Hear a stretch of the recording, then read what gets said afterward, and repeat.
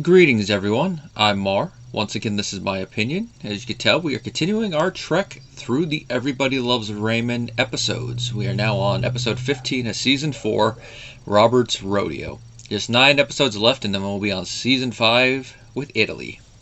Before I get too far into the video, just want to remind you, if you want to support the channel, both the Patreon and PayPal links are down below. PayPal is if you just want to do a one-off support or one-off request. And if you want to repeatedly support the channel and make requests, the Patreon's there. With the Patreon, you'll gain access to certain videos early, and depending on what tier you join, you can request a certain amount of videos, whether they be reviews, commentaries, or if you want to suggest an interesting topic that's non-movie directly related, such as whatever happened to blue-collar characters in film. Go ahead and do it. Now, this episode is a Jennifer Crittenden episode. You know, she wrote The Will, she wrote Alone Time, and later in the season she also is the writer behind Robert's divorce, so she's pretty good when it comes to writing all the family drama. But this is big drama, because this is a big incident involving Robert. Now, the plot of the episode is that Robert wants to hang out with Ray one day. Ray, you know, he's already getting ready to go hang out with Andy and everyone else with go-karts. Well, Robert comes in, he's got a bunch of pizza and stuff coming for a big game, and Ray forgot, it slipped his mind, so instead of doing the sensible thing and telling Robert, like, oh, sorry Robert, forgot about this, Andy made plans with go-karts, so, you know, you can still come if you want, we can hang out and make it a 3-day. Instead of that, Ray decides to lie. Says, oh, they lost our columns in the computer.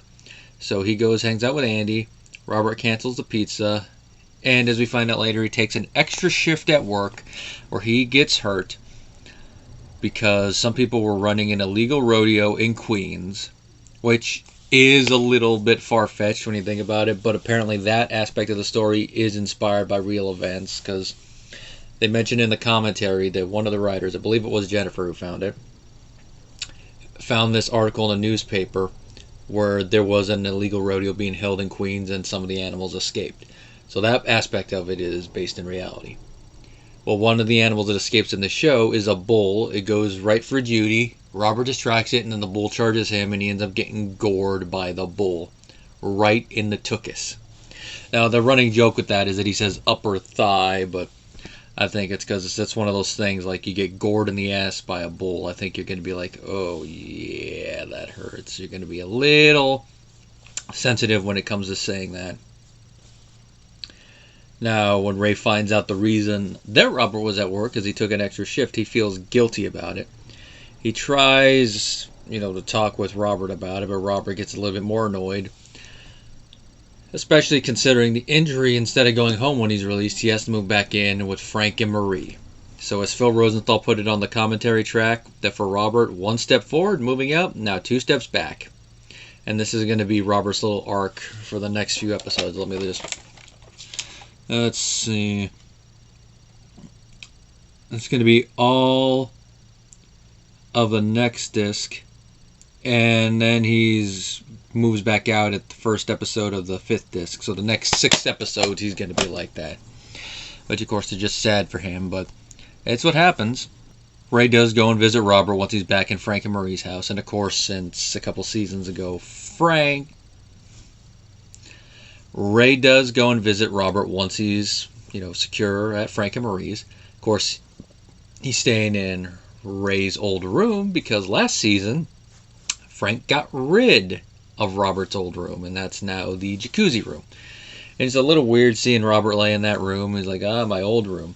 And according to the commentary, you actually could see real photos of Ray when he was younger on the wall, so nice little touch there. They do talk. And the two do make up and reconcile, mostly because at one point Robert does need the bandage on his wound changed, and when Ray sees it, he's been making some butt jokes every now and then, but when he sees it he realizes, it's not really as funny as I thought. And of course, Robert's like, big bull. And that's where a little bit more of the drama comes in. They do joke about it a little bit afterwards, and the brothers, they're back on it. Of course, ever since he found out about Ray feeling guilty and all that, Robert was mad at him, so this is them making up. But of course, Ray had to take the cherry on top and actually have Amy come and visit Robert. Which, the way that those two play it out, it's awkward because they just broke up a little bit ago. But you could tell from how the two play it off that they still do care about each other. And there's a possibility of them getting back together in the future, which, if I'm looking at the episodes, actually happens in episode 23, which is the second to last episode. Which they get back together, break up, and then get back together again in that episode. So that's one of those things like, really? And you guys wonder why I have a little bit of an issue with how the writers treated Robert and Amy's relationship. It's like they're on, they're off, they're on, they're off. Of course, once we get to next season, we're going to really hit a big roadblock with that. But we'll get to that roadblock when we get to that episode. With all the comedy and the drama, especially since this one has a can I be serious for a moment, up until they actually see he's okay and find out what the injury is. This episode does have the perfect epilogue. Two are sitting, eating yodels in the bed, watching TV, when all of a sudden a news report comes on using the actual news anchor, and they show footage of Robert being chased by the bull. I love the way she words it. We have live video of a police chase, only this time it's the police who are being chased. Now, that is all in camera. That's not two shots spliced together. That's actually Brad Garrett being chased down the back lot by a bull. Now, how'd they get that to happen? Well, off camera, they have his feeding trough and a cow. So that's what the bull's running to. So before they cut the camera away, Brad just goes off to the side and the bull goes forward. So the whole thing about him going to his trailer is technically not wrong, but you got to give the bull the proper motivation, and his proper motivation is female companionship and food. Now, the commentary track is pretty fun for this episode because, in addition to Phil and Ray, we also got Brad Garrett on there, so it's nice to hear the back and forth between them. A lot of fun stuff. And they recorded this commentary track 3 weeks after the series wrapped, so every commentary from that disc on is going to be after the show ended. And they are reminiscing a little bit about it, saying stuff like, yeah, Miss Craft Services, and how fast they started to tear stuff down with the show after they had done the wrap party. And like, yeah, they move fast. They got to get everything out of there. And it is a pretty fun commentary. You get to see that these people do care about each other. I mean, they worked with each other for 9 years straight, so there's going to be at least a little bit of affection there, talking about everybody. Now, one thing I never noticed while watching it, but going back and watching it again after reading IMDb, I'm like, oh yeah, it's there. They listed as a goof, though, and that is that the remote boat is on Robert's nightstand. Now, I could see why somebody posting that would list that as a goof when you look at it at face value, because then you're like, wait a minute, the remote boat's on his nightstand. But then in season 2, when they introduced the remote boat at the end of the episode, he used it as a coffin for Stan the fish and buried him with it. True, but that's if we're just assuming that's supposed to be Frank's remote boat. Now, the way that Robert builds up the remote boat when he's explaining it to Frank, there's one of two ways you could look at that scene in that episode. One, that he came across it in an ad, looked at it and go, oh, this would be the perfect gift for Dad, and he was just building it up. The second one could be that he ordered one for himself as well, to try it out originally, see if his dad would like it, and he liked it, and he had one. And it's one of the things that he had his dad bring him while he was there. There's also the possibility that Frank liked it and decided to order another one down the line. We just don't know. It's one of those things that you got to think about it for a second. Just as a quick aside, that's also why when people call something a plot hole, I always take it with a grain of salt, because there's a lot of times where I'm like, that's not a plot hole. So it's something like that. That's not a goof. Could be. I mean, it could be. You could view it as a goof, but it could also be intentional. Overall, this is a pretty fun episode. Got some nice little back and forth between Ray and Robert, both comedic and dramatic. Frank and Marie do act the way you would. I mean, Frank reading the newspapers and all that. It just shows that Frank does care about his children when something bad happens like this, because the way that Peter Boyle plays it when he goes to tell Ray and Deborah that Robert's in the hospital, you can tell he's really worried. And of course, Marie, she's being her usual worried self, overbearing. Robbie! Because he's in the hospital. And Deborah, she fits her role in the episode pretty well. She's mainly just there to talk with Ray in this episode, but that's a given. This is not a Ray and Deborah or Deborah-centered episode. She's a side character in this episode.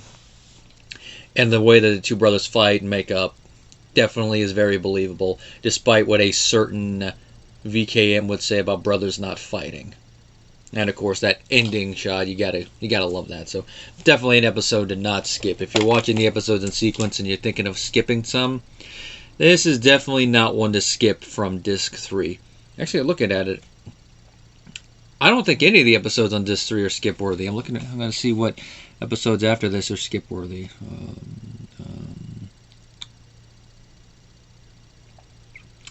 I'd say the only one probably looking up the remaining episodes that you could probably skip would be Marie and Frank's New Friends, but even that one is pretty fun, especially as that's a callback to the previous season. We'll get to that when we get to that. But I can definitely say if when I do the top 10 for Season 4, this will definitely make the list. And of course, the next episode, oh yeah, first of Disc 4, oh, that one's going to be good. For all you married folks out there watching this, whether you're coming across this just randomly or you're watching these in sequence as I'm doing them, this next one's going to hit you because it's going to be about Ray doing something very, very stupid years ago with the wedding tape. And now that they're about to hit 10 years, it's about to bite him in the butt. That, of course, is the 10th anniversary. Till next time, guys.